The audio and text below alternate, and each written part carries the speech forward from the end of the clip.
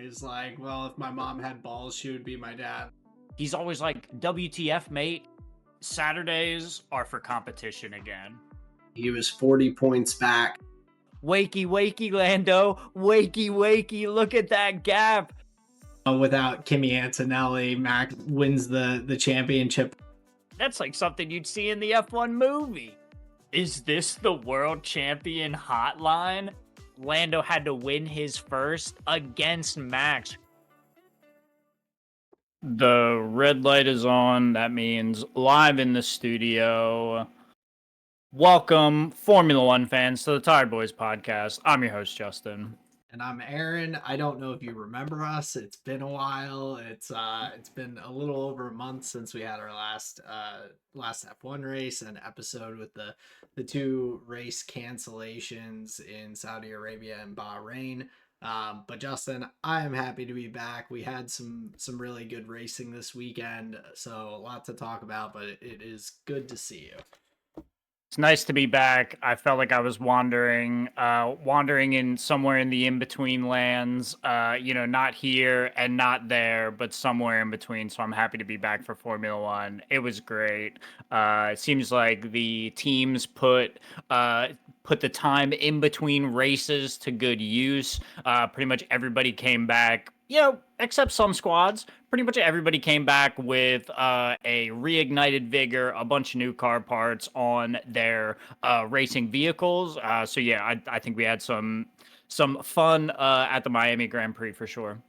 Definitely. And I'll run through the quick hitters first, and then we'll get into the race weekend. But first quick hitter, McLaren revealed their MCL HY hypercar that they're planning to bring in to compete in the 2027 24-hour of Le Mans Challenger to qualify for the 24-hour race. So their first hypercar that they've put together, it looks pretty sweet. All the bright papaya just covering the whole car pretty much. It's a pretty nice looking piece of machinery out there. Dorian Pan got her first opportunity over the break. We had to do a test drive in a Mercedes F1 car, so she was the first woman to ever drive a Mercedes F1 car, which is a pretty awesome opportunity. Big props to her. I think that's so exciting, and she's shown to be a really high quality driver, so it's pretty cool to have her get that opportunity. I know, Justin, she was one of your favorite F1 Academy drivers over the past couple of years. So did you see that? What were your thoughts hearing that? Yeah, I just think that's really exciting. I wonder, like, even if it's not Dorian Pan who gets a, future seat in a Formula One car, I feel like that is just like kicking down the door for that, like, possibility to happen in the future. So yeah, Dorian Pan getting a test, getting to see how it feels to drive a Formula One car. But like I said, it feels like there could be other Formula One women coming through in the future with something like that, and especially a big vote of confidence from Mercedes. Obviously, Susie Wolf, the head of the Formula One Academy, Mercedes, that the team at Mercedes definitely opening arms to the young women in the Formula One Academy, and I think that's great to hear. Yeah, and like you said, like kind of pushing that door open and like normalizing that for Exactly. women to be able to be in Formula One. And if it, yeah, even if it's not Dorian, she's definitely one of the early trailblazers now with that opportunity, and one of the first women to drive an F1 car in a while, and potentially in the new era of cars that we've had, at the very least in this new regulation of cars. So very cool opportunity for her. Some sad news from the Red Bull camp, but Max and GP will be splitting up in 2028. Whether that means Max is retiring, or who knows, maybe Max will go to McLaren in 2028 and follow GP. But for now, we know that that's where GP, Max's race engineer, is going to be heading in 2028. It sounds like it was a big opportunity, big salary, and McLaren really wanted to bring him over for a leadership role in the organization, and so huge props to him. I think this is uh, one of the first times that I'm specifically seeing like uh this progression of like someone from that race engineer and then up into those higher roles. We've heard it talked about, but I don't remember when Mattia Bonato was engineer in the garage at Williams, or Laurent Mekies was a engineer and or a mechanic or like whatever involvement they've had. So kind of a neat to see the progression and like how they scout talent from these organizations to bring those guys up into leadership positions for the future.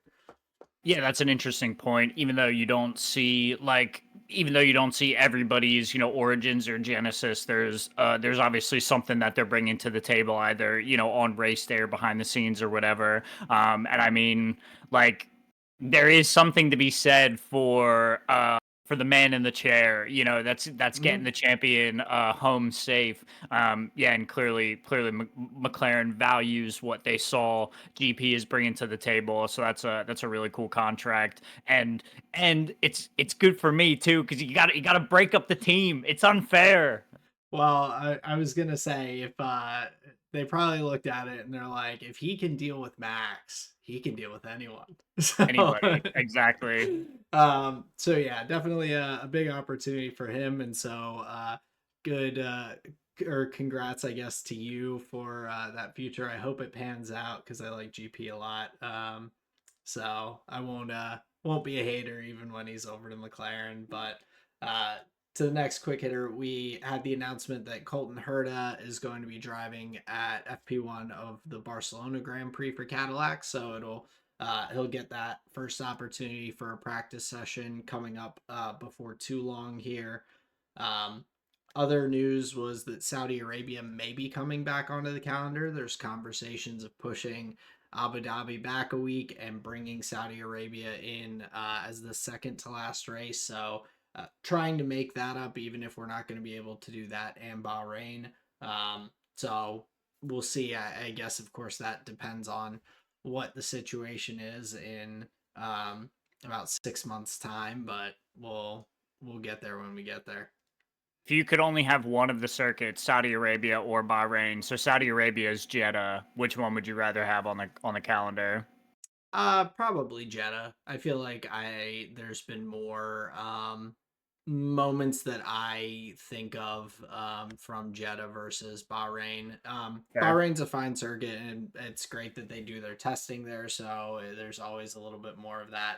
Um I think the teams are a little closer there because everyone's had a little bit more practice time on the circuit. But yeah, I like Jeddah, the high speed, and it's a cool track. So that's which way I would lean there. Yeah, that's fair. I think Jeddah has proven to be a really fun circuit. I remember after the inaugural Jeddah race, bro, the pod after that, me and you were like, "Yo, is this unsafe? Like that was crazy. Like what is going on They're here?" going so fast. Yeah. But now it just like I feel like Jeddah is the type of circuit, even though it's a street circuit, it is the type of circuit that has engendered like some really fun racing and like some really good moments. So yeah, I think I might lean that way too. Yeah, but I mean either way, I'm glad that we at least may potentially get that race back. Of course, it does Sure. shorten the winter break, and I'm sure with all the conversations of regulation changes even as early as next year, that might not be as ideal for the teams getting their off season squished down a little bit more, but it is what it is. It's a week of time, so I think everyone would rather have another race go. So we'll look forward to that down the Bro, road here. bro, and they had 5 weeks of like a development uh time, right? Like Yeah, that's there's true. in the winter break rule, like there's the, you've got to, and I only heard this on the broadcast, they have the electricity bill rule where you got to like literally submit your electricity bill so they know that like the factory wasn't on. Like you literally have to shut down. These past 5 weeks, everybody was nose to the grindstone. So I'm That's curious fair. like where people would lean. I don't know how much, gardening everybody wants to be doing. Yeah, well, I think it might, depending on how much they change the regulations, they may also adjust like how that works as well. I think this year with the new engines and everything, there was kind of a different off season where teams Yes. were still at least doing like engine development and things like that during it. Hmm. So if they are changing something like the power split of the cars, I guess we'll see if they adjust that as well. But yeah, I mean less time between or a shorter off season for us is also a good thing. So I'll Exactly. take that. But my last quick hitter for the day was that Audi made the announcement before the race weekend that Alan McNish, who is the head of the Audi driver development program, was going to become the race director for the team, with Matteo Bonato filling that position as team principal for the rest of the season. So splitting up those responsibilities and all with um, the departure of their team principal and everything. So some shifting around, but it's nice that they were able to just bring people in from the organization to just ease that transition and try and keep the season going as smoothly as possible, even with that big change there. Yeah, and Alan McNish, he's been with Audi for I'm pretty sure the little blurb that I read, I'm pretty sure he's been with the team for like 20 plus years in a bunch of different like outfits or like divisions of their like motorsports program. So I think he's been like with a couple of their different categories. So I think Alan McNish is a long standing. He's got Audi in his blood. So if you are a member of the Audi camp, this is a promotion that you really really love to see. My understanding is it may not necessarily be like as short term as like we may have been thinking. Like an interim lead role. Until they go to look for somebody else. It sounds like the way Alan was talking in interviews, and like I said, the little blurb that I'd read, it sounds like he is kind of full foot forward and ready to attack this role and help push the team forward. I say that to say I'm curious if that's like PR interview stuff or if like that position's going to change, or if my boy's moving towards the Audi factory and shifting things around in his life, because from what I understand it would be a significant life change for this individual if he was Hmm. going to take that position like full time. So just some interesting questions around how those like leadership roles change and what the goals are. So I just thought that was an interesting conversation with the promotion of Alan McNish from inside the Audi camp. Yeah, that's interesting. I didn't realize that he wasn't living super close. I guess being the head of the development program, you don't necessarily have to be like on campus all the time for that versus going out and visiting with the development drivers at their racing teams, Hmm. going to visit Campos or Van Amersfoort or whatever to see your drivers that are coming up through the program. Um, but yeah, I mean, I think in in that light, it's like you might as well take it on as if you are going to be the long-term person, unless you really don't want the job. If they look at it at the end of the season and Audi just doesn't have what they were hoping by the end of the year in terms of points and how they perform throughout the season, then yeah, maybe they keep looking. But I think uh the more that that's up in the air of like, oh, who's gonna do it and how long are they gonna be here and everything, it's kind of a distraction for the team. And so hopefully that might be just a way to like settle things in and be like, hey, this is what we're rocking with, let's go, and we'll if we need to figure something different out, we will, but for now, Hmm. good to go. Yeah, Um, good points. but yeah, I think he's a great person to bring up, like having that experience with the organization to move into that role there. Um, and then kind of I guess this is easing into the Formula 2, but just a slight change to the calendar for Formula 2. We have the feeder series and Formula 2 races here in Miami and then upcoming in Montreal as well. So, a segment that we weren't originally going to have this week before those cancellations were made. Right, right, gotcha. Yeah, but speaking of the Formula 2 events this weekend, man, I thought the sprint was really exciting, and then the feature was just shenanigans, man. Like, bro, at a certain point, I literally just stopped writing down everybody that was crashing out because I was like, well, I might as well just I wait was to doing the the end same and thing. and and just get the list at the end. I mean, dude, we're talking. I'm pretty sure Dunn was out at the end, Goethe was out at the end, Bogdanovich is out by the end. So, like, dude, just like. Oh, and even Solov. Solov was Yep. knocked out as well. So, like, On lap championship one. leader. Yeah, Yeah. he's just chalked. Man, crazy. But here's the question that I asked myself during the F2 feature in the wet. I was like, why do I fall in love with all of the slow starters? First it's Lando, then it's Antonelli, and now it's Rafa Kamara just not able to get off the line. I'm like, no, no. I mean, we were starting in the wet. Obviously, like everybody's dragging off the line, but yeah, just all of my favorite drivers are just horrible at the start. Well, and it's so funny too because Kamara is a very good wet weather driver. Like we saw that in Formula 3 with him. Like he did very well in the opportunities he had to race in the wet. I was impressed with him, and then he comes on very strong in the feature race there, bringing it down into that three driver last lap kind of rundown between him, Dino Bogdanovich and Gabriele Mini. So it is funny because all three of those drivers are very strong drivers, but yeah, have been struggling with their starts as of recent. Oh yeah, I apologize. Bogdanovich was in the hunt at the end. It was Villa Gomez that I was thinking of was one of Uh, the drivers that was knocked out in the wet. But yeah, dude, that final lap was crazy at the end where like they're within just I mean, it must have been like point 0.2, point 0.3 seconds of each other right there at the finish. So that was wild.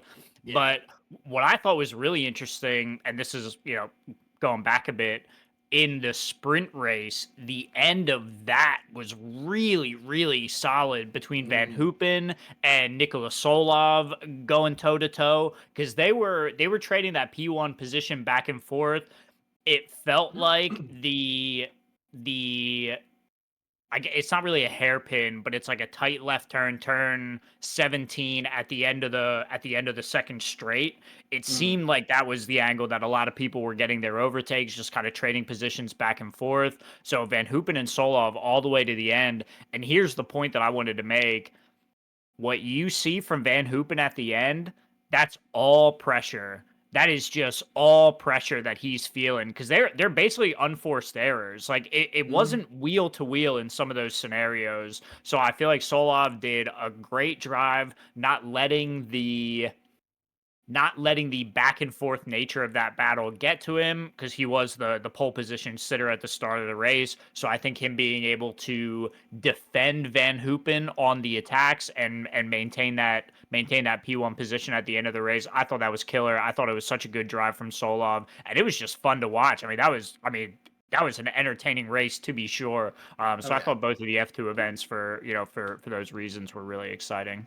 Absolutely. And like you said, Solov with putting the pressure on, it almost felt like he kind of mind gamed it a little bit, getting Van Hoopen to go ahead of him for the last lap. So then he ends up locking in the DRS for all three of the DRS opportunities on the circuit, as everything's drying out and all, giving him like it almost felt like the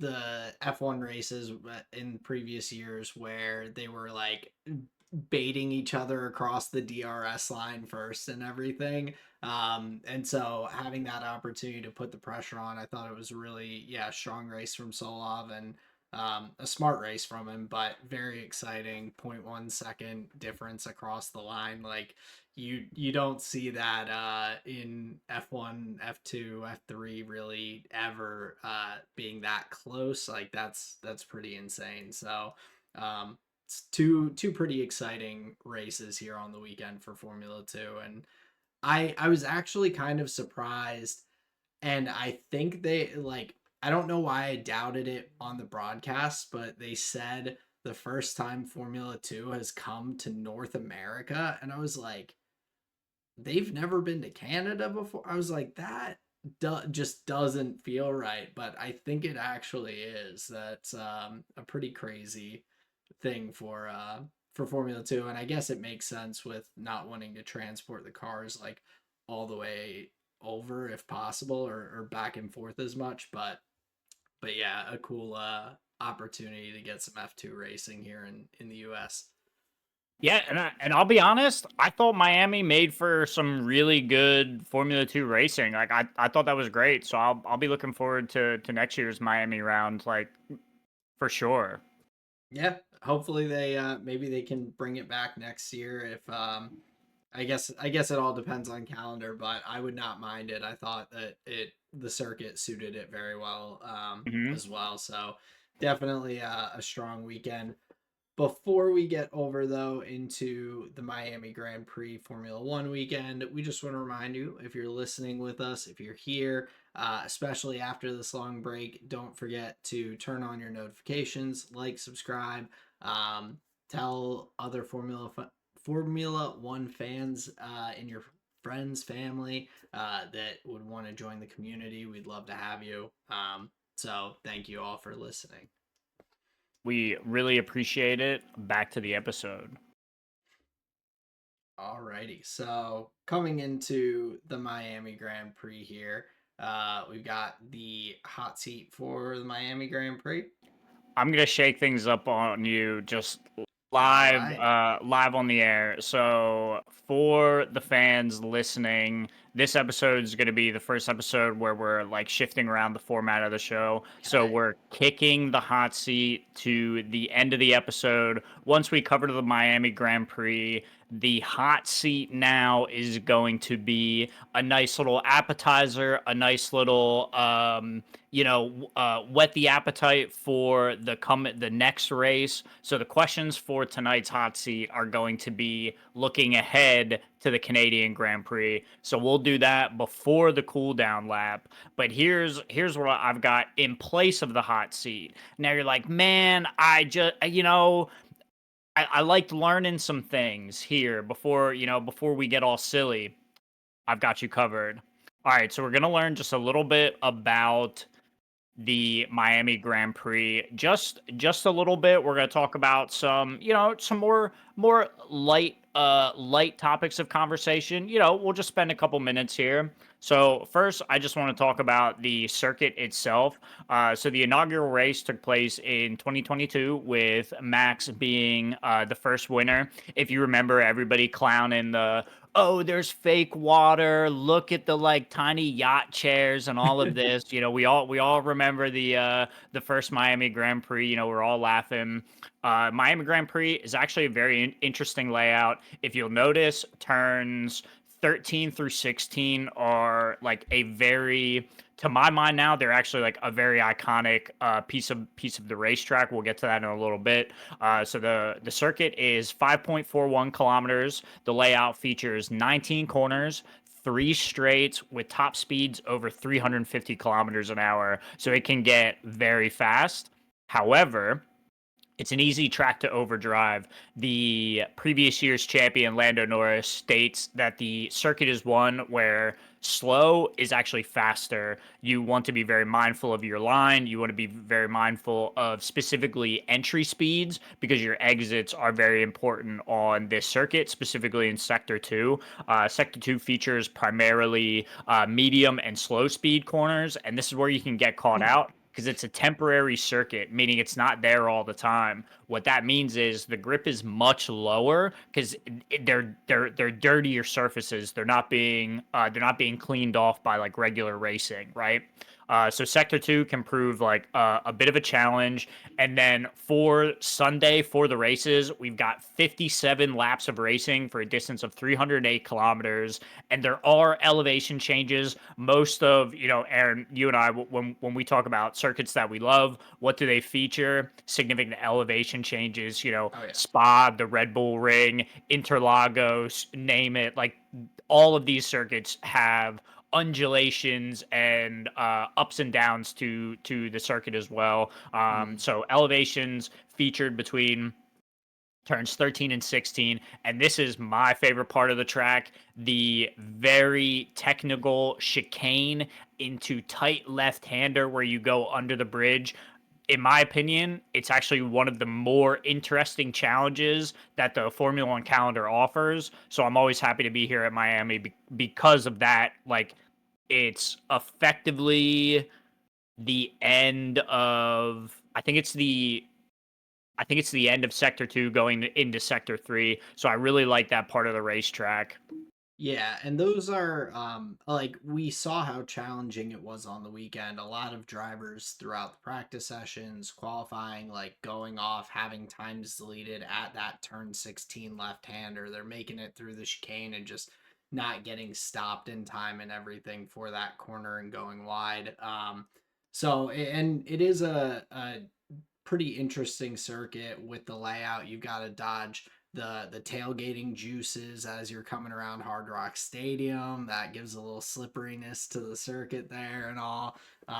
But no, but actually it is a fun circuit. I know we clowned the decor maybe, but I think overall it's been a pretty solid track, and I'm sure you have a little extra sentimentality with it being Lando's first win. He gets the race win in 2024, the sprint win 2025, and then we'll get to it here, but the sprint win this weekend as well. So it's been good to Lando as well.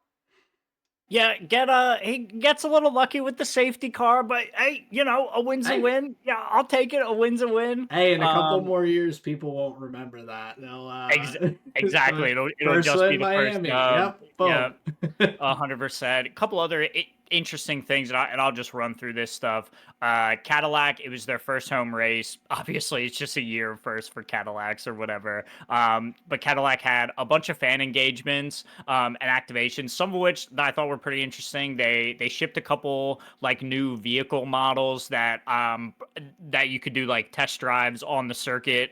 So I thought that was pretty cool. They're launching a show with Terry Crews, learning about like behind the scenes aspects of like IndyCar teams and Formula One teams and things like this, like specifically through the lens of like working with Cadillac. And it's like, a partnership to help promote that.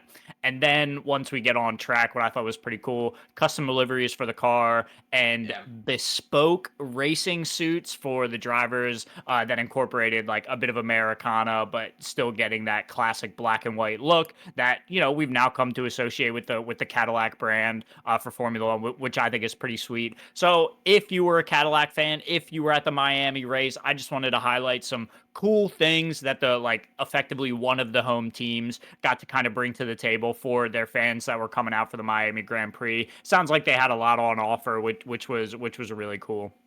Yeah, and it's also like it just overall a fun circuit. Like all the teams kind of jump into the Miami vibe, and drivers Yeah. have the custom helmets and everything for the race. We get some cool custom liveries. We get the start of summer lemonade Red Bull Racing Bulls livery, and some other shakeups. Like you said, Cadillac had their own custom livery for the weekend as well.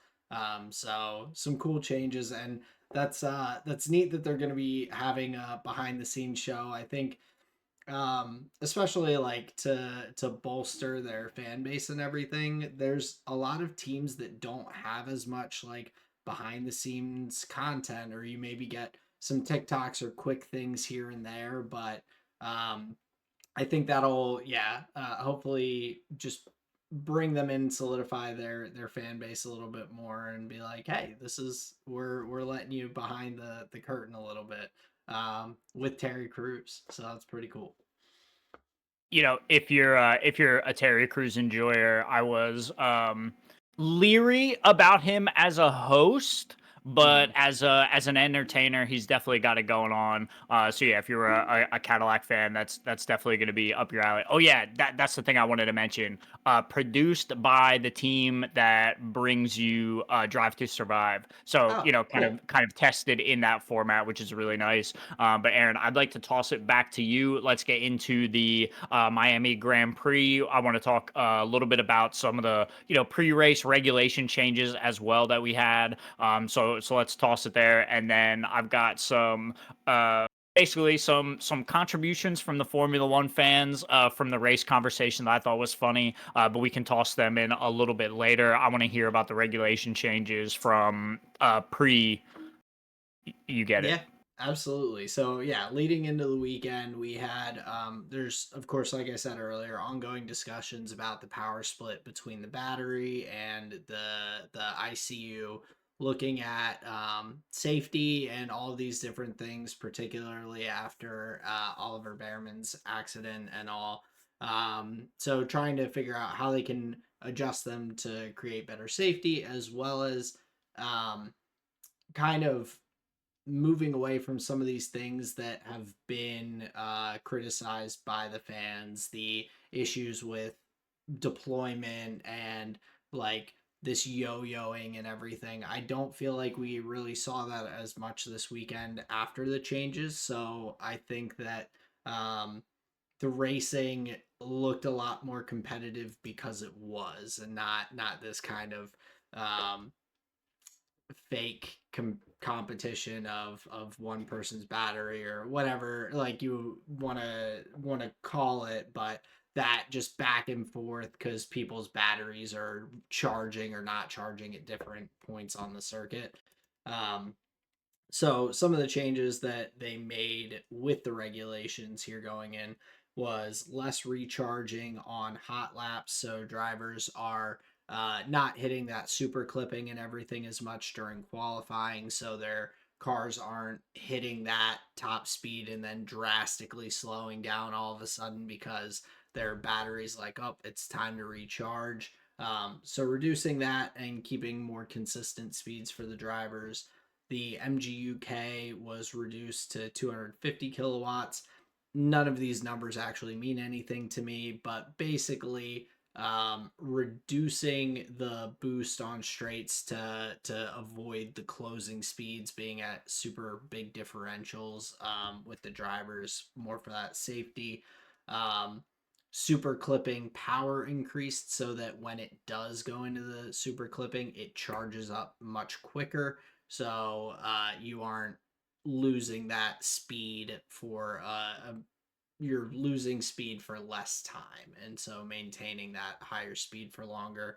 And then finally, race starts, a detection system that will kind of prevent drivers from stalling out if their revs are too low on the race start, to avoid someone just getting a jump and slamming into the back of the car in front of them. So a lot of like safety and just general, almost like smoothing out of how these cars function, it seems, on the track. I think they did I mean, they're not super massive changes, but we can expect them to be like mid-season, even with a 5-week break. That's not like enough time to really drastically change the way the power units work and things like that, other than some of these computer mechanisms that they have to adjust these things with the batteries and whatnot. Yeah, but even small changes equated to, and you said it best, like it smoothed out the racing. Like Mm, we saw much better racing, and I think closer to their idea of like how they thought it was going to work, right? yeah, Um definitely. so so I thought it was pretty cool. A bit of my understanding of some of the rule changes, and this is and I'll say this specifically. This was Jolie and Palmer's like summary of it. Gotcha. Specifically for the starting procedure, was that you're able to now use your MGUK at the start to like Hmm. better help that like push off the line, basically, where I think previously you were limited to only one aspect of your Gotcha. available power, but I think now they're allowing you to use some of that energy store too to give you like a more robust boost. That was at least my understanding of what was talked about on the broadcast. Gotcha. So like if the ICU kind of stalls out because like they said like revs are too low, then the battery Yes, will support it. So yeah, people aren't you exactly. may not you still won't get the real getaway that you would. And I feel like that's kind of what we saw with Kimi Antonelli, where he seemed to like from what he said in his post race press, he said that his clutch drop was fine, like his procedure and everything, but whether it was wheel spin or something else, the revs, like he just didn't get away from the line as quickly as even with the proper like start procedure. So I think that's yeah, probably what we're looking at. It helped him get away from the line, but doesn't really help you with that initial launch per se of or getting that 0 to 60. I've got the solution for that. Let's just do rolling starts, and then Kimi Antonelli won't have a problem anymore. Um, I don't know about that, but I think as a young driver, he just will get more experience and he'll figure it out. He's still been able to perform well even with the tough starts. So I Which think we is can. crazy, by the way. It is Drop nuts. back to six, win the race. Okay. Yeah, nuts. Good deal, So mate. especially on a weekend where even like whether it was the smoothing out of the regulations, whether it was all these teams, and that was kind of getting to my next pre-race update, but all of these teams who brought performance upgrades to the cars and everything, um, the racing was very competitive, fun to watch. We saw at the top of the field multiple teams that seem like they can really compete, and maybe circuit to circuit that might vary depending on strengths and weaknesses of these cars and everything. But McLaren brought 6 performance updates, one circuit specific update. Mercedes brought some performance. Red Bull did as well with some reliance. Ferrari brought the most with 11 performance upgrades to the car on the weekend. Um, Williams, Racing Bulls, Aston Martin is the only team that didn't bring any of these upgrades to the race weekend. I think they Relax. were We're still trying to make our car not cook no, our drivers via vibrations, so just relax. no, that was the goal. And this weekend, Alonso said that the vibrations are gone, so they were able to fix Perfect. whatever the issue was, and now they can finally focus on going and winning Lance Stroll's home race at the Canadian Grand Prix, bringing 35 upgrades to the car. Bro, I just picture Cartman in my brain, just like, and we get to play the game now. I mean, seriously, they're actually going to be able to get out there and try at least. And we saw it a little bit. Like it was even kind of fun in a sick way to watch the Aston Martins and Cadillacs battling on circuit. Like Ooh, I look at him finish the race. I mean, I thought it was fun seeing them be. It was more the fact that I got to see Cadillac actually battle. Cadillac brought upgrades to the weekend, so they had some updates to the car, and it seemed to benefit them and all. So they're even as a new team, like they're starting to bring these upgrades, make these things work a little bit better, and hopefully close the gap a little bit more to the teams ahead of them. But yeah, don't worry. Aston Martin will probably bring a bunch of upgrades to Canada, just only to Lance Stroll's car, to just give him that extra boost. I wouldn't be able to handle that insanity. Like literally, Alonso has finished ahead of him for 3 years running or whatever, and they're like, "Nah, we should probably give the parts to Lance." Yeah, I think no, I'm sure if they bring stuff, they'll bring it to both cars. We also got to see both Macarena wings for the Red Bull and the Ferrari come out this weekend. That is the name that the broadcast has dubbed them for the spinny wings. But I think it's pretty cool. And the ironic thing is, like, I know people are like, oh, Red Bull, they're copying Ferrari. Like, both teams submitted their drawings and like engineering plans like in March of last year for this. They so just both kind of coinciding with their development and going, huh, what if we did this? But it was definitely interesting seeing the differences still between the two. Like Red Bull's like DRS gap from their flippy wing is just massive compared to the Ferraris. The Ferraris still got a nice gap, but just the pure shape of those wings, the Red Bull's gap is just so much Hmm. larger there. But very interesting to kind of see how that development is coming for both cars, and kind of comparing and contrasting a little bit as we go forward here. Yeah, and to that point of the upgrades, I feel like McLaren was one of the teams that looked strongest kind of out of the gate with those upgrade packages, seeming to dial it in over the. I'm guessing a lot of work was done in the simulators and the factory testing tools, but also then converting in the practice session too. It seems like McLaren was really able to dial in the upgrades that they brought, so that was nice to see. They were quite competitive at the top of the field. Yeah, I completely agree. And if you want, we can hop right into the winners and losers here, because that That pretty sounds much good. covered all the notes for the pre-weekend updates and everything. But I'll kick it off here because McLaren was actually my first winner on the weekend. And just to speak to your point there, this is now multiple years in a row, different regulations that we're seeing McLaren bring large performance updates to their car and just see everything working well, or at least I'm sure they'll have their tweaks and fine tuning that you don't get at a sprint weekend as much, but um, it made their car better. It made them more competitive. They're up there and had a phenomenal weekend. They had a double podium in both the sprint and the Grand Prix, with the P1, P2 in the sprint race and P2, P3 in the Grand Prix.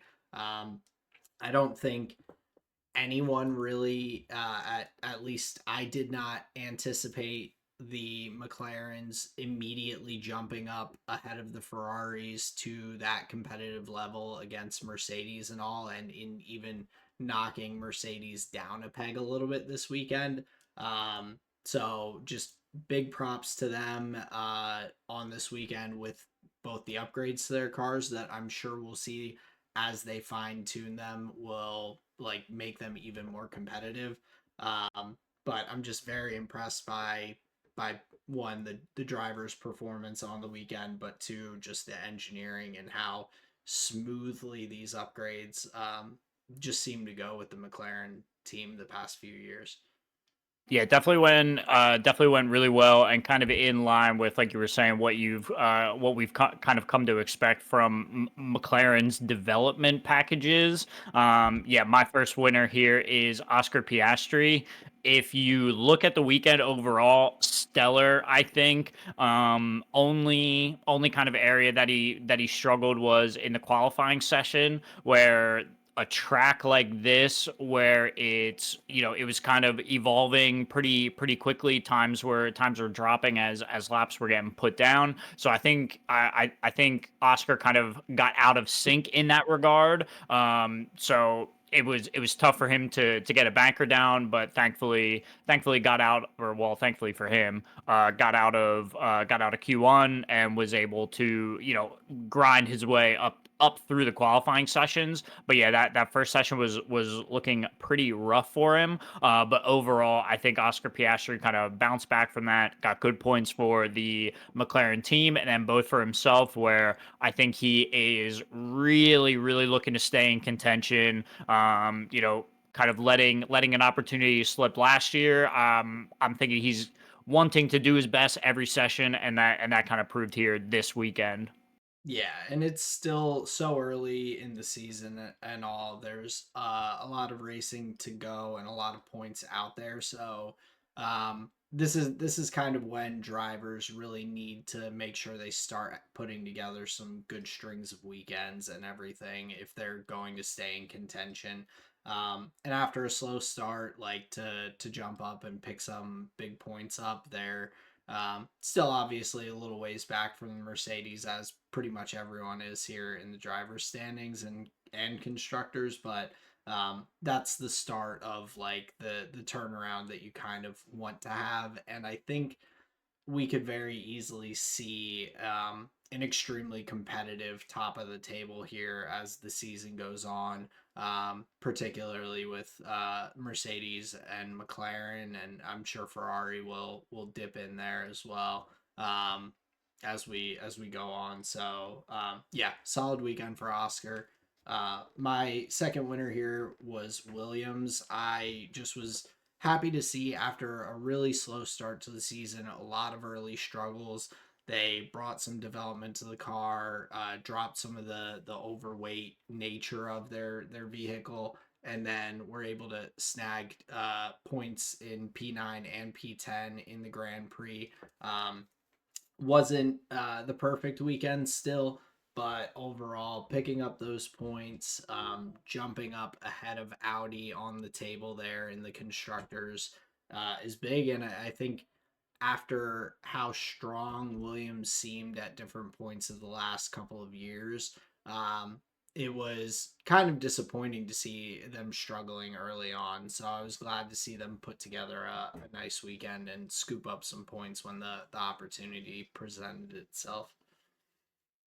We've got pit bulls in Alexander Albon and Carlos Sainz. I think both of those drivers have a good amount of grit. They've got a good amount of creativity. Where I think, given the right tools, given the right opportunities, those drivers will create opportunities. I think would be the best way to say it. So yeah, happy to see them up into the points paying positions, even having to just swat away Max all race. They could not stop getting entangled with him and each other. Felt like every time there was like basically like a change of turn on track, Max and the Williams were ending up next to each other.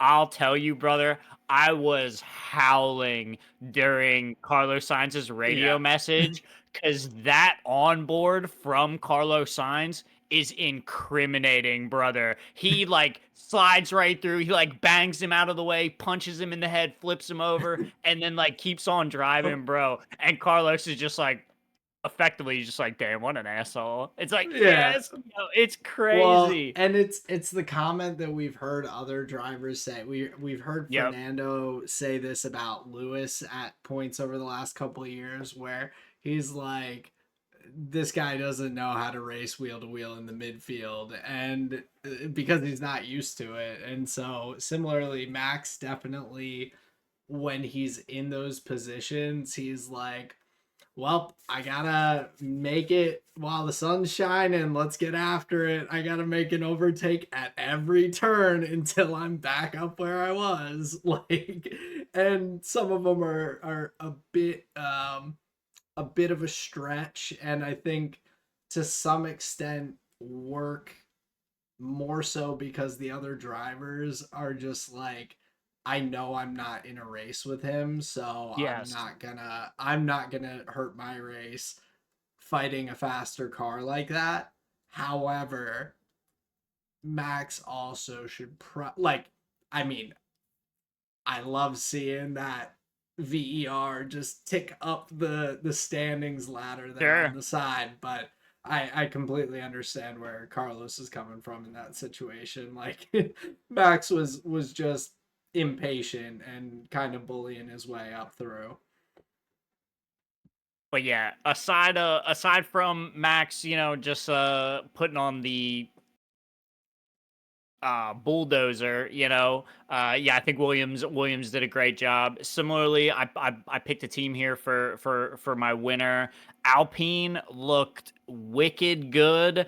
I think they came back like really strong after the break here. We had Colapinto up into the points, I think, in the race. And I think he might have just missed out in the sprint race by one position. I think he finished P9 in the sprint race as well. So really solid results for the Alpine squad.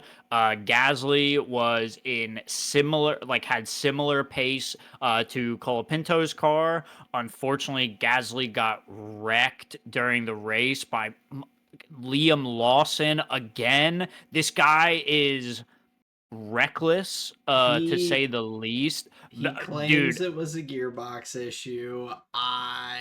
so would I. Yeah, I'd say there's God intervened. I'd say it was aliens. Yo, that looked bad. it did. And so that like if it weren't for Lawson's history, I would totally believe that his gearbox just went. But when Exactly. but when it's always him, I'm like it just makes me think a second more before I believe it. That's totally fair. So yeah, I hated watching Gasly get Yeah. flipped over. I think because their car had good pace, they were proving it. In comparison to the teams around them as well. Even the Haas, who it looked like over the course of the weekend was like somewhere around the fifth fastest car at Miami. It looked like Alpine was like competitive with them as well, which I thought was Mhm. really impressive. So yeah, overall, I just wanted to give some props to Alpine because I've come down really hard on them previously, but their comeback from this summer hiatus, it was really strong. Yeah, well, and so this is something that I'm glad you brought Alpine up because I wanted to mention this and kind of talk to you about this. We're with the new engine regulations and all, we have this position where like teams are being able to bring engine upgrades if they're lagging too far behind. There were reports that apparently the Honda power unit for Aston Martin is has a 95 horsepower deficit to Mercedes, which is obviously pretty significant when you're looking at that. That's like 20. You're at 80% of the Mercedes engine basically by missing Hmm. that much horsepower. Um, so it makes me wonder, like Alpine had been using the Renault engine and all up through the end of last season. They get the Mercedes engine this year and they're immediately battling at the top of the midfield there. It really makes me wonder, and I don't know the answer to this, but I wonder if that Renault engine was just genuinely like maybe there was reliability stuff so they couldn't turn it up to full power. Maybe it was just lagging behind in power to some of the other engines. But seeing them with this Mercedes engine now, like they are just it's crazy how instantly they have like jumped up into the fight here in the midfield. Yeah, and it's really exciting because ultimately what you want to see is just competitive teams up and down the grid. You don't want to see just like two drivers competing for the weekend and then everybody else is just behind them. So yeah, I think it is really interesting when teams can have these like different ebbs and flows and come through with different strengths at different points of their seasons. If you remember some parts of the conversation, I mean, we should zoom out just a little bit when having some of these conversations because we're coming from like old regs to new regs, big Mm-hmm. shift in between. it's like it's a shift in like development philosophy and all of these things. So if you go back in time just a little bit, you'll remember the conversations coming out of the Alpine camps and the Sauber camps and all of these teams. I mean, bro, be honest. We've just been floating the conversation, but from them, from the people inside of those teams, there we're always like, yeah, we're basically looking ahead to the next year. You Yeah. know, this clearly isn't our year. We're putting everything we have into development for 2026. I mean, the amount of times that I heard that at like the start of 2025 in reference to the new regulations, it seems like teams have been working on this specific vehicle for a very long time. And Alpine, I know, is one of the teams because they were out of the championship hunt. They shifted their focus from current car, you leave it, to future car, where you can make inroads, you can create opportunity, and so we have to keep that in mind. Where it's like, bro, the fruits of their Yeah. labor are finally being reaped. Where I mean, they sacked effectively 2 years in a row. Because you're right, the Renault engine, they had to figure out that whole scenario, right? So Yeah. yeah, I think Alpine is finally coming out of just this developmental dark age where they're finally seeing the light, you know?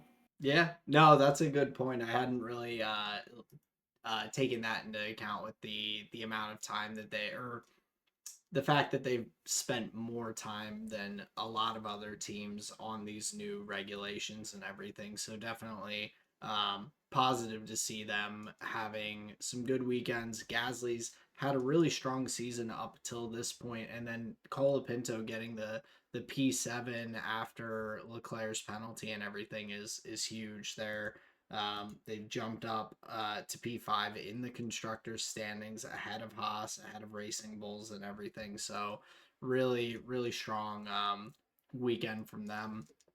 But to move over to the losers of the weekend, Audi was one of my losers, and I did all teams for winners and losers this weekend coming back. Audi just had a rough one. Hulkenberg doesn't get to start the sprint race. Bortoletto's disqualified afterwards. Then Hulkenberg gets hit on lap one of the Grand Prix, has to go pit, change his wing, go through all of this, and then just not able to make inroads through the pack to get up to the points on a weekend. Like we said, we've got an Alpine up in P7 at the end. We have a Williams in P9 and 10. Like there were some points on the table if things worked out a little bit better, or at least some ability to compete for those last couple spots. And just unfortunately, everything kind of went wrong for them this weekend. Yeah, not great. Like we were saying, kind of similarly to the drivers that are, hopefully going to be competing for the championship towards the end of the year. Again, Audi, you know, it's not going to be the worst thing for their year in total. Mm-hmm. One rough weekend isn't going to kill them, but yeah, overall, not the best.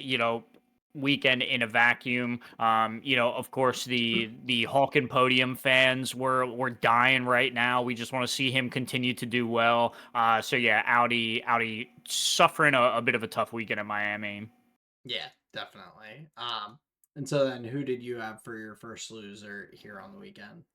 Well, just so you can like keep the conversation moving along a little bit. I threw too much at you there. I'll just kind of combine my two because they're from same organization. I think Leclerc and Ferrari had a bit of a tougher weekend and not abysmal, but so here's the lens that I'm looking at it from: is if McLaren was Ferrari's biggest competition going into this weekend.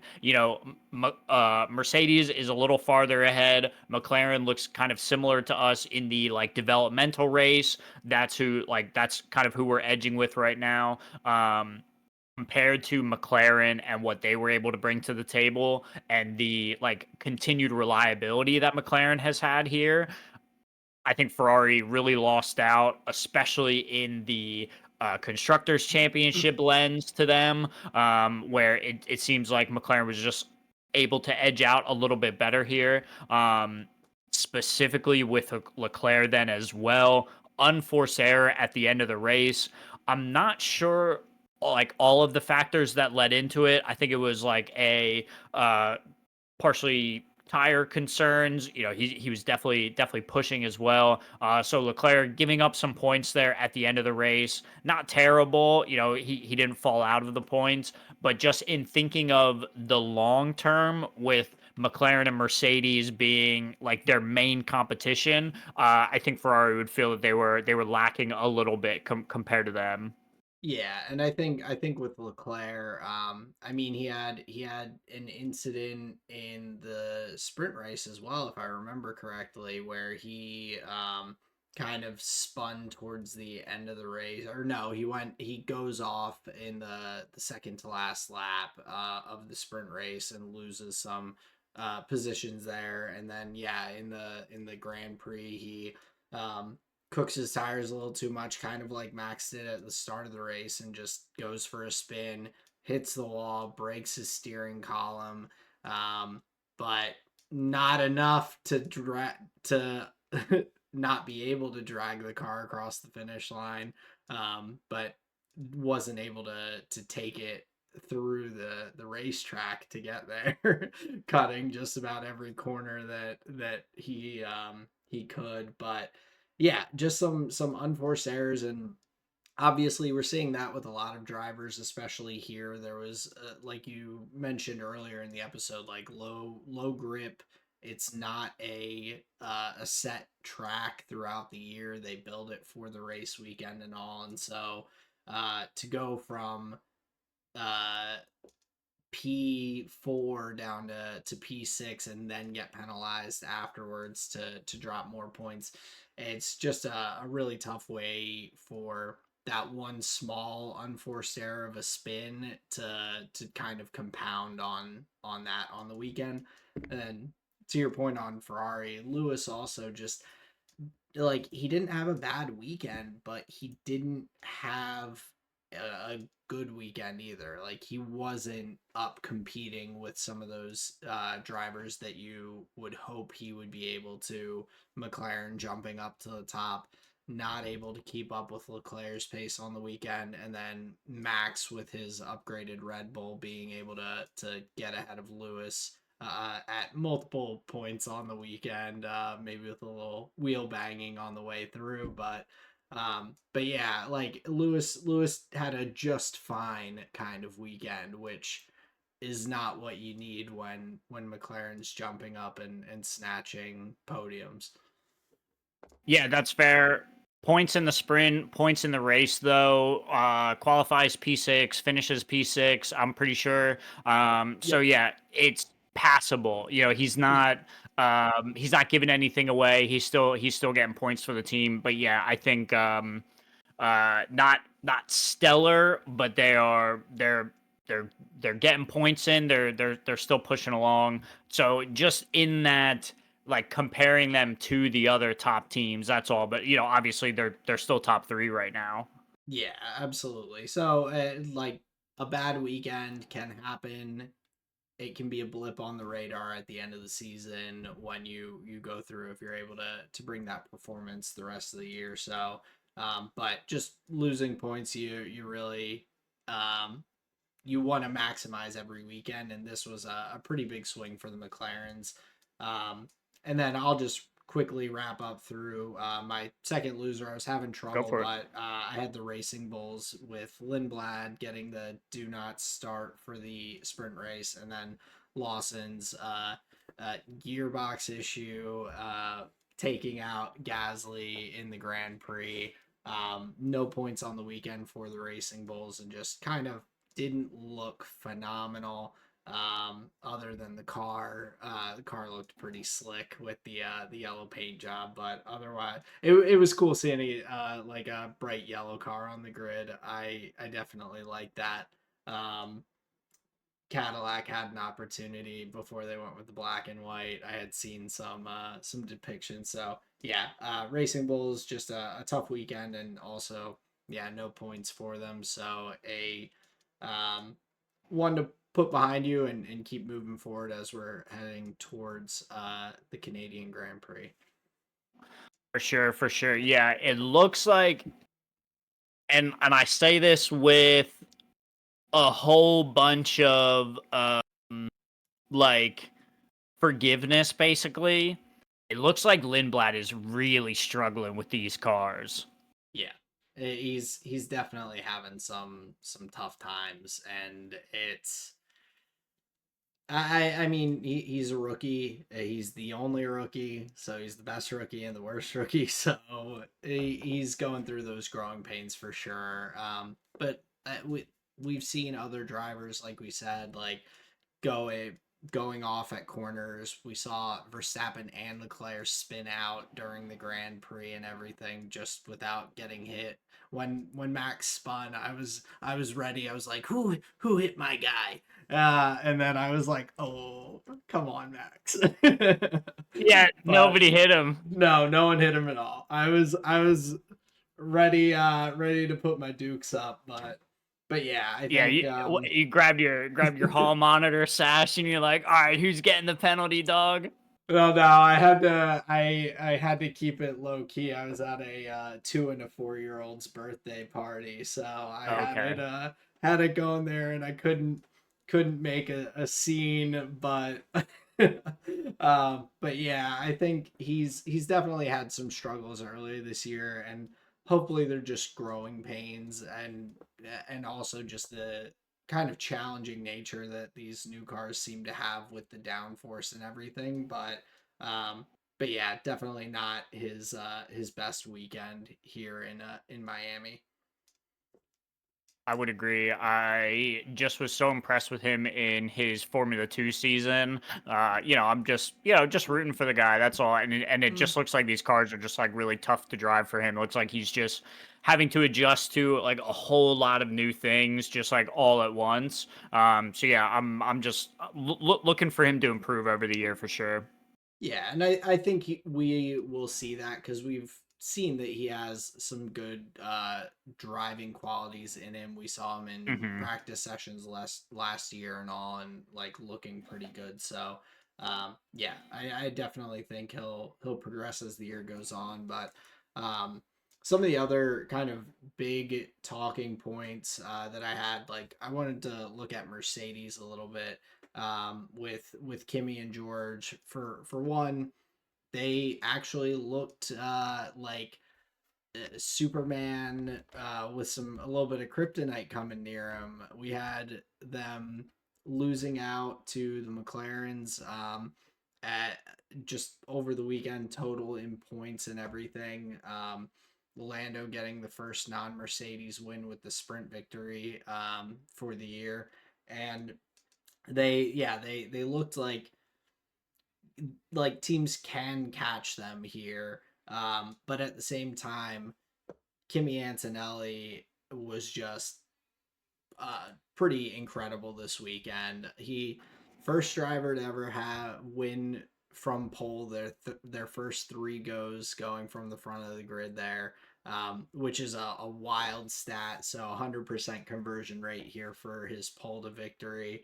Um, and I was just really impressed. But on the other kind of side of the coin, George definitely did not look as strong, and I was kind of wondering a little bit what was going on there. George definitely had a tougher weekend than I expected when you're seeing Kimmy perform that well. Well, I'm not in George Russell's camp. I could not tell you what went wrong, but what I can tell you is that the fans were eating it up. I was laughing so hard at it's like, bro, there's like a George Russell like happy for you template where one of him is like him crying, the other one's like the Sith face, and Oh it's all like no. good for you, happy for you, bro. It's so funny. So I was dying at that. The all these pictures of George just being there like fraud alert. He's like, I was promised the championship, like all of this stuff. So the fans are having fun with it, and I'm right along with them because my preseason prediction of Kimi Antonelli winning the drivers championship, it's on track. So I need George Russell to fall as far into the doldrums as possible. Hey, I mean, I think that would be pretty incredible. Well, and to some extent George brings it on himself with like the things he says in press conferences. Like I think he said if he had been up in the Mercedes 5 years ago instead of being at Williams, then arguably he would have two championships under his belt, saying that he would have beat Lewis in 2020 and beat Lewis and Max in 2021. And I was like, Max and Lewis would have. I saw a thing on Twitter, but they were like 2021 Max and Lewis would have done unthinkable things to George Russell if he was fighting with them at the front. Like I just can't imagine the two of them with how ferocious that championship fight was in 2021 that George would have been like making waves in there. But so like when you say things like that, it's like okay, like you're gonna get some blowback. But I at the beginning of the season, I went and was like looking for I bought a Kimi Antonelli like rookie card that's like numbered 1 to 99 or something, just because Nice. I was like, let me get this before, like, just in case. Yes. And all, and I was like, that'll be a cool one to have either way. Like, it's a cool card. So, Yes. Dude, I the haven't Kimmy done too faith is much. so high right now. I Oh love it. yeah, like I'm riding high. He's Max's circuit child, so they always have gotten along since Kimmy's been out here. So I have no beef with Kimmy Yo, and other than costing Max the championship last year. No. the I'm argument could be made. kidding. The argument could be made. It could be made. But I'm not going to do it. I will say, thinking about like the Mercedes pace compared to George, bringing Max into that conversation in Q3, AK Antonelli and Max were the only two drivers that were down into the 127s. Crazy. Like Crazy pace from these guys. seeing everyone coming across the line and they're like 5 tenths back, 6 tenths back, 7 tenths back, and then the two of them are like 1.7 or like yeah 1700ths of a second, like 1.7 tenths back. I was like, that was fun. That was exciting to Yo, watch. I was actually surprised because Max's lap looked really good there on It did. his final flyer. So I was surprised that he didn't unseat him. But yeah, that was a really nice qualifying session. Yeah, absolutely. I wouldn't be surprised if it was something with like how they were deploying battery too, because Max kept getting the purple sector 2 throughout the qualifying sessions, but then Kimmy was getting that last sector times and all. So but it made it very interesting. Had me on the edge of my seat, but I was very content with a P2 start for Max. Um, Even if he didn't hold it that long in the Grand Prix. But yeah, Kimmy has just looked very consistent. Nothing really seems to be shaking him at this point.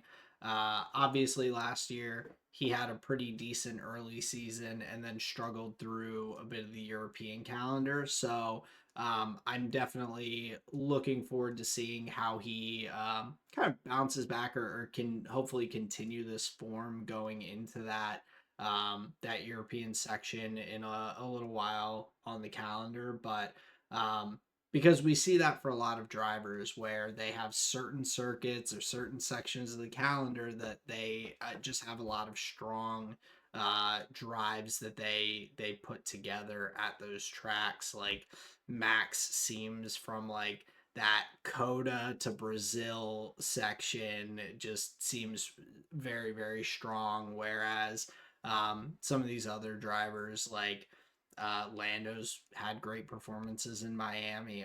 Oscar has had some really strong performances at different points in the calendar too. So I'm hoping that it's not that Kimmy will struggle again through that section of the calendar. Not even to put that out there into the universe. I've just been very impressed by how consistent and how good his form has been so far.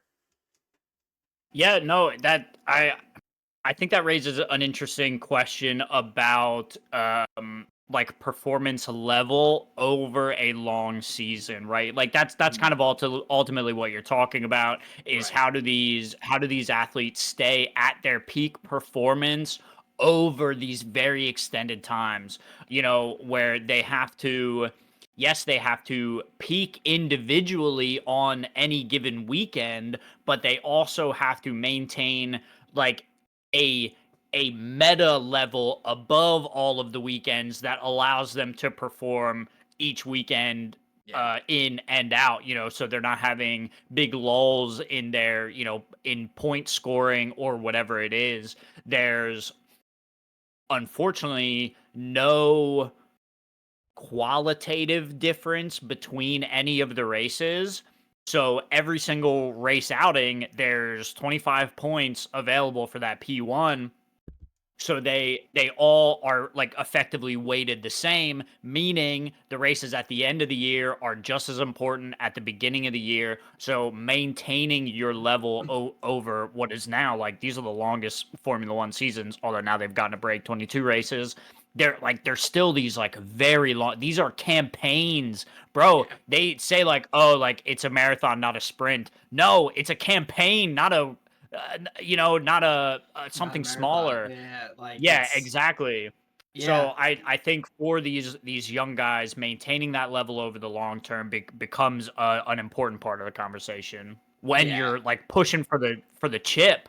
Oh, 100%. And I think that that experience as a rookie last year of going through that will definitely benefit Kimmy this year as we're going through that section. I think we'll see maybe some stronger just like performances, but especially talking about the length of everything. I mean, Kimmy was going from Formula 2 with an 11 weekend calendar up to 23 races last year. Like Exactly. it's such a massive change. It's so much busier of a schedule. You are really put through, and some of these F1 tracks are like just really tough on like physically, whether it's the heat in Miami or some of the high speed turns where they have to really just have their necks like like braced a little bit extra that weekend because of Hmm. the back and forth nature of some of the circuits. Like that first year has to be such a difficult transition just in that longevity and yeah, keeping up that motivation throughout the year. So yeah, with this being Kimmy's second season, I think he's looked very comfortable and I think that that experience will definitely benefit him throughout this year as well. Um, which is kind of why I was a little bit surprised by Georgia's performance on the weekend. Right. Like he just really didn't seem to put it together. The P6 in the sprint qualifying, P5 in the Grand Prix qualifying, and then, yeah, not really. Like, he drove a solid race. He had decent pace. But up until even like Charles' mistake at the end of the Grand Prix, like he was still down in P5 up until that point, or yeah, pretty much up until that point. So um, getting up to P4 was not even a guarantee at that point of the race, which is not what you're looking for when your teammate is up there in P1. So yeah, I'm not sure if it was maybe with the only having the one practice session, if he just like didn't get the setup of the car right, or really what was going on. Sprint weekends are obviously tougher with dialing the car in, but I would imagine that they're like sharing information, especially at this point in the season in the Mercedes garages. So Yeah, it was just a little bit surprising there with George.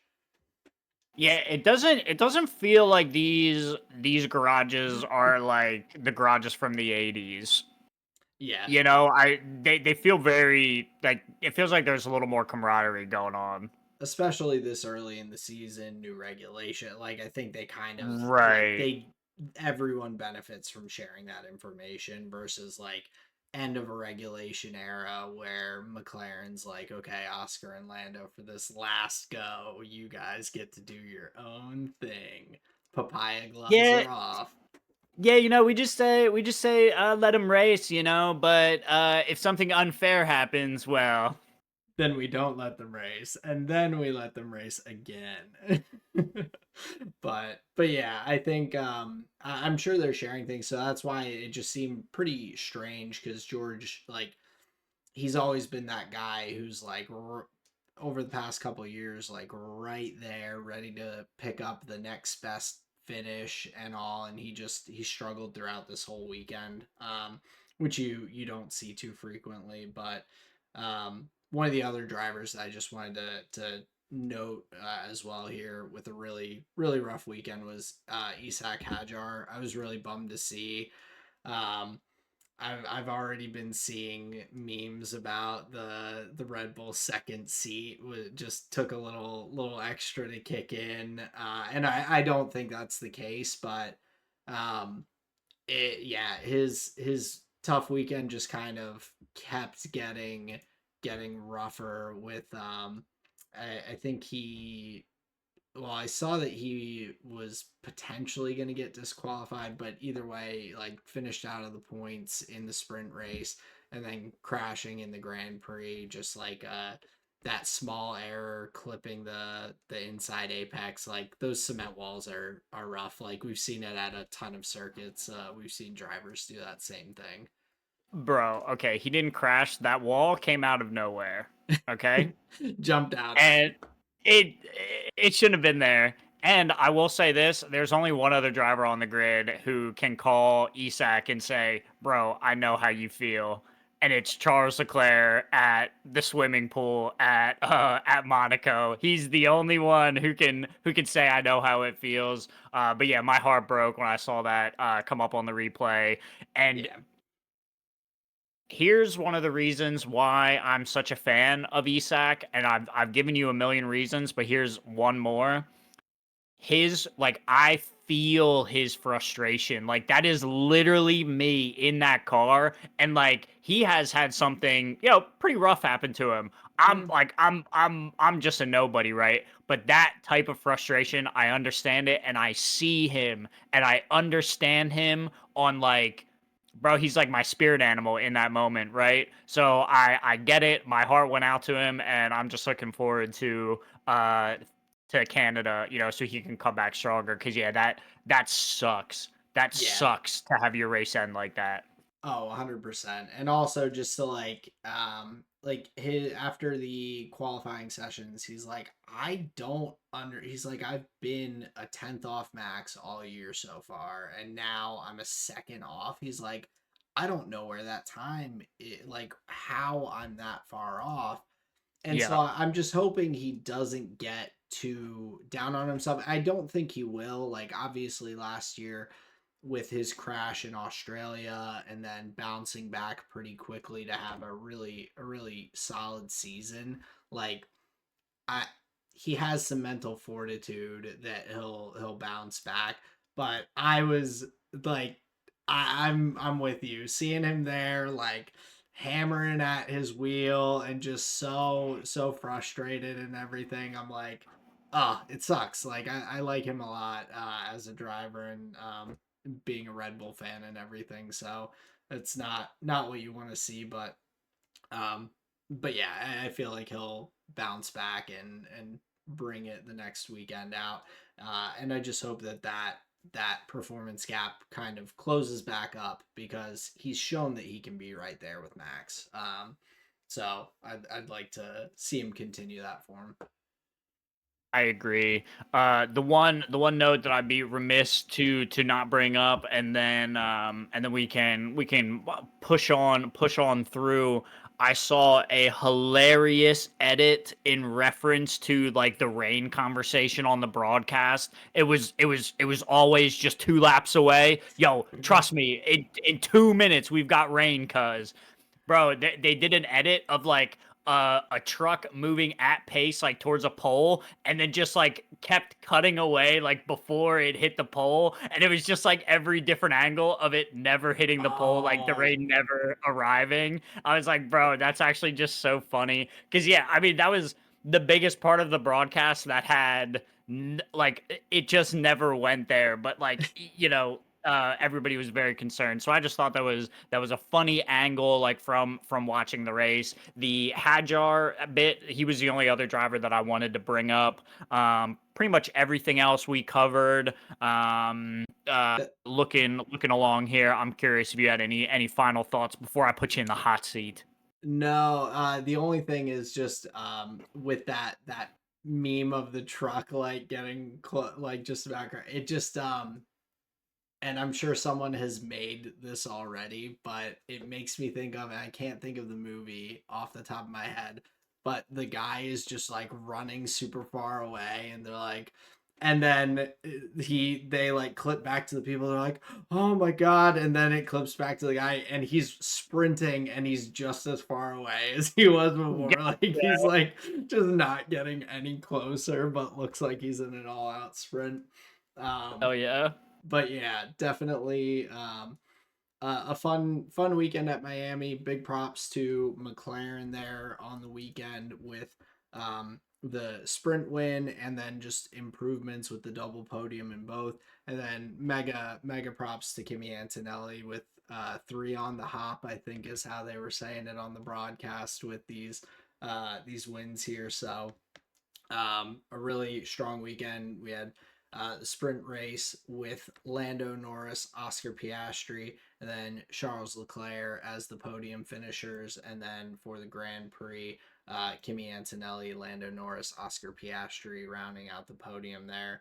A very fun Miami Grand Prix weekend. And as we said at the top of the episode, very happy to have Formula One back. Definitely agree. Yeah, Miami, I think, is getting better and better each year. But that is the like we said, the Miami Grand Prix in the books. Now let's look ahead at what we've got coming for you. So instead of just basically running down through and just saying random observations about what we're looking forward to at Canada. I'm gonna put Aaron in the hot seat and see now if he can rack his brain about somewhere we haven't been yet for a full year. So Aaron, are you ready for the hot seat? Well, very fortunately, I watched a little bit of Lance Stroll's GT debut at Paul Ricard, so I think that will not help me at all, but I'm ready to go. Damn, somebody must have given you the homework because oddly, these are all Lance Stroll related questions. No, Cool. that'd be incredibly lucky for you. Now, because the hot seat's at the end of the episode, I'm pretty sure everybody has left by this point. We're only doing 3 questions here. We're not gonna keep you here forever, but we do just want to look ahead to the Canadian Grand Prix. So your question number one is, who is the only Canadian Formula One driver to ever win the Canadian Grand Prix? Is it A, Jacques Villeneuve? Is it B, Gilles Villeneuve? Or is it C, George Eaton? Uh I was gonna immediately Jacques Villeneuve was in my mind, so I'm just gonna go with it. But as soon as you said Jill's, I was like, oh, I don't know. I'm gonna go with A. A. Jacques Villeneuve is incorrect. It is his father, Damn it. Gilles Villeneuve, who I believe it's 1978 won the Canadian Grand Prix, which was the inaugural Canadian Grand Prix, by the way. Oh, that's So, actually question that's pretty sick. is Winning pretty the well. not the inaugural Canadian Grand Prix, but the first one that they had at that circuit, the one that we Gotcha. know. Okay. Okay. Yes. Cool. Question number 2. In 1987, the race was canceled due to sponsorship disputes between what kind of local establishments? Was it A, poutine vendors? Was it B, clothing vendors? Or was it C, a couple of breweries? Ooh. I'll say C, a couple of breweries. That's even That is correct. It was like Molson and like another like local Canadian. They couldn't figure out who was going to be the prime sponsor, so they said, "You know what? Nobody's going to sponsor it." So they just canceled it. I thought you were gonna Question like throw Tim Hortons at like our coffee companies. It was like gonna be Tim Hortons versus someone or something uh crazy. I, I wish I knew more brands. Question number 3. How many wins does Lewis Hamilton have at the Canadian Grand Prix? Is it 7, 5, or 3? None of them were what immediately popped to mind. So I'm gonna I thought it was six, so I'm gonna go with five. 5. Damn, it's 7. He's tied with Michael Schumacher for Oh, 7 wins, my brother. Yes. that is wild. Yeah, so one for three this week. That is a little bit tougher, but we're transitioning into this. Yeah, like I gotta mentally be ready for the upcoming weekend. I won't get any help from the broadcast ahead of time, so I'll have Right. to be on my A game. Dude, I'll say this though. Last year's hot seat for the Canadian Grand Prix, bro, I must have been on my devil shit. They were really hard. They were really hard. And it's like, dude, he wouldn't know this unless he literally read like the Canadian GP, a history. It's like, these are really unfair, man. So I But wanted to that's like, what's fun. Like even if I get them wrong, I learn something. So I do not mind. this is true. I mean, I was effectively giving you like, dude, like the deepest of cuts, like from the re-release, like live album, like those are the types Oh, of you didn't questions I was listen to hitting the you B with. sides? Yeah, exactly, exactly. So yeah, this was a fun hot seat. Hopefully the format change has been at least enjoyable or like a useful lateral shift in that regard. I found it exciting to learn a little bit about the track and bring more of the like racing aspects of the circuit kind of to our broadcast, to our podcast, because that's something that I find like I get a lot of enjoyment out of is Mm. like learning about the like complexion of the circuits, and you get to learn like the turn names and these things and what makes the circuit so historic or fun to drive or whatever. So hopefully the track guide was something that the viewers could enjoy, and hopefully moving the hot seat to the end for a little bit of a look ahead isn't too rough. We thought it'd be a fun way to shift up the show a little bit and allow us to bring some more topics of conversation. So Aaron, I had fun with this hot seat. I did. I How did you definitely feel? did too. No, I Very felt cool. good. It was just every question that came up, like you ask the question and before the multiple choice, like you before you even give me the options, my brain just locked in on something and it was not the answer to any of them. So That's I'm awesome. I'm glad that I pulled out one with the breweries in question too. But yeah, definitely a fun hot seat, and I'm looking forward to the Canadian Grand Prix here in I guess it's 2 weeks out, I believe. Before we're heading there to Montreal.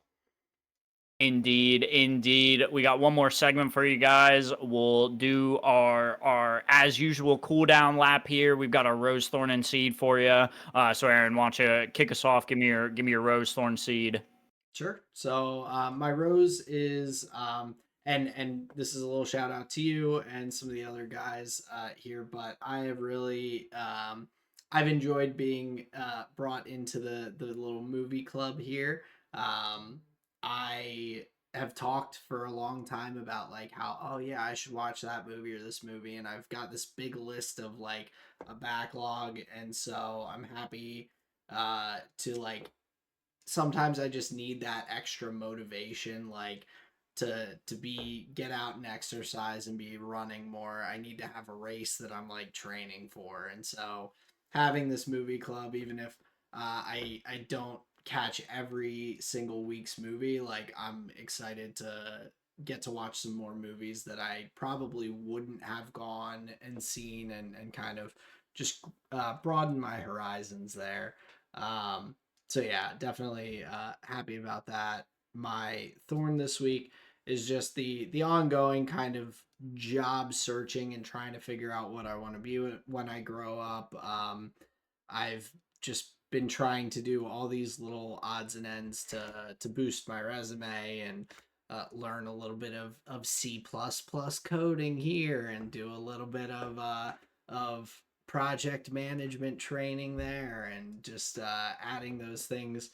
It's a little tiring. It's a little bit of a thorn in my heel, but overall it's improving me and giving me more opportunities. So not the biggest thorn I've had, but it's definitely a little tiring trying to tack on all these little things to uh the finite amount of time that we have in a day. Um, and with that, my seed is the current house project that I'm in the midst of, that's also taking a bit of my time, and that is redoing our deck here at the house. I 2 weeks ago, so during this break where I haven't had Formula One, I ripped up all the boards on my deck. I resealed the underneath to make sure that I don't have any leaks, got all the composite decking, and I'm in the midst of putting all of those pieces back in place on the deck. So it's just been a process. Um, Overall, a good thing. So I don't have my dog eating paint chips that are peeling off of the old wood and whatnot. Uh, so yeah, overall a positive, but it's been a work in progress, and hopefully we'll be wrapping up before the Canadian Grand Prix. Very nice. Very nice. Yeah, hopefully the deck will be nice and ready for the warm weather so you guys can sit out there. I hear 8 p.m. sunset now, so it'll be nice to enjoy a finished deck. Absolutely, and yeah, no popping nails or screws or anything. Everything's locked in with little clips, so safety wise, a little bit better too. And yeah, just overall a good project, but definitely a lot more work than I originally anticipated, which I find happens to be the case for just about every house project I've been doing. Um, Sure. so yeah, we're in it, but it's all positives here. But Justin, that's my rose thorn and seed for this week. So why don't you close us out here with yours for this episode? My rose here for this episode is the announcement that I am a library card holder. I can Woo! now Join the take out books from any of the Pennsylvania network libraries. There you go. That's very exciting. So I'm part of the community now. I can rent a book. I can surf the web at their computer stations. So a world of possibilities has been opened up to me. The first thing that I rented was the film Atomic Blonde with Charlize Theron and James McAvoy. They have a an ex- I'll say a substantial collection of DVDs and some Blu-rays that you're able to rent. You get them for a week, which was really nice. So yeah, happy to have my library card. I'll be using that to rent. I made a list of DVDs that they have there that I'll be able to rent for free. I won't have to pay for. So that'll be really nice for my movie watching needs. My thorn here, it's a bit of a silver lining though, because I'm happy to be able to do it. I caught a stone from a truck on the highway, decimated my windshield, Mm.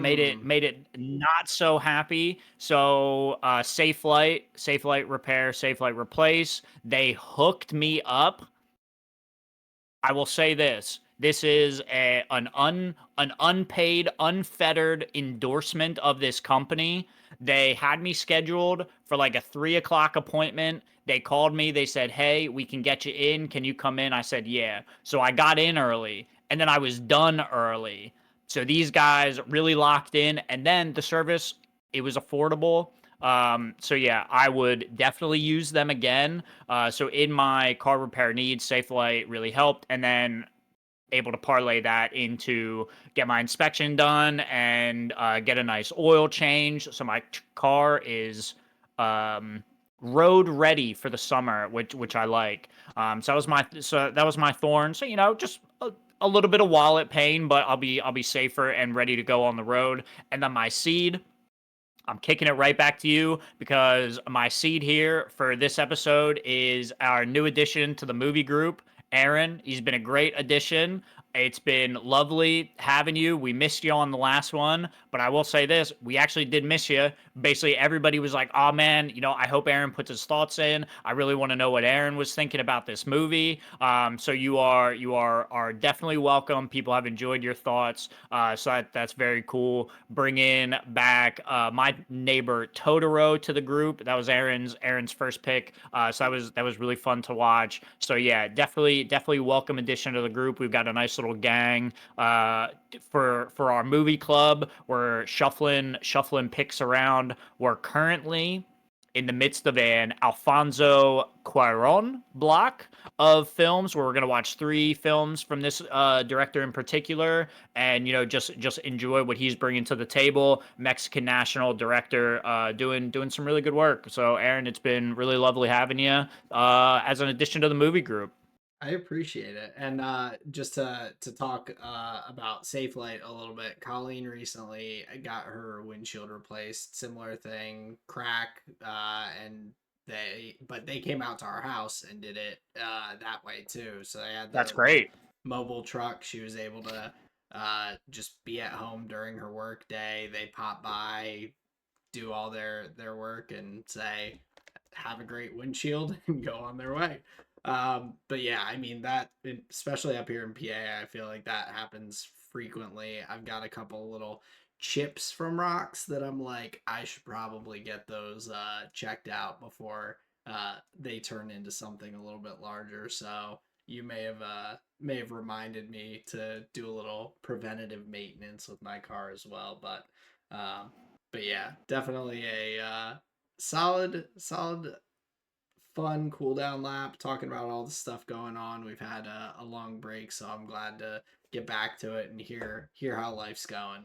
Um, but yeah, Yeah, so I think this was a fun pod back. We're looking forward now to a couple races. We have a couple weeks in between here, but basically back to regularly scheduled programming, which is really exciting. But yeah, so we'll be looking ahead to the Canadian Grand Prix. Just know we really appreciate you guys listening. Thanks for hanging out. Thanks for spending your time with us to talk about Formula One. Just remember, every single Formula One event is going to have a Tired Boys podcast come out after it. So if you would like to hear more from us, stop back after each Formula One event. And again, yeah, we just want to say thank you so much for listening. Thank you so much for hanging out. yep, absolutely. We'll catch you guys after the Canadian Grand Prix, and we'll see you next time. Peace out, everyone. See ya.